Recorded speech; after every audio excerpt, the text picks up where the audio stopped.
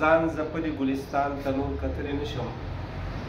ډېر بلبلانو چې راځي د جهان راځئ چې موږ یې سیراب کړو د غیرت په وینو، نونه مړاوي شو چمن کې د بهار په تمه.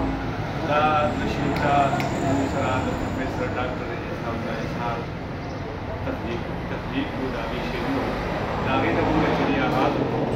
موږ سره ناست دې خواته پروفیسر ډاکټر احسان الله اظهار صاحب دی چې د پښتو او د اردو وړ شاعر، نقاد، محقق، افسانه نګار، ناول نګار دی.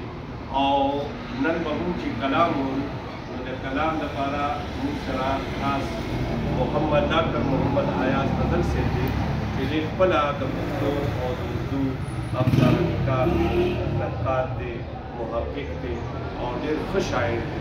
نو راځئ چې نن موږ د هغوی نه چې دی د نور محمد صافي صاحب په ځای کې د هغوی نه چې دی کلام سهیل صاحب ډېره مننه او شکریه نایاب صاحب او اظهار صاحب. زه د زړه له تګ نه ستاسو شکریه ادا کوم او ډېر زیات خوشحاله یم چې تاسو دواړو وینم. تاسو یقین کولی چې زما د زړه ډېر زیات دل صاحب ما ته په اجازه کې نو ستاسو یو دوه شعرونه ووایو.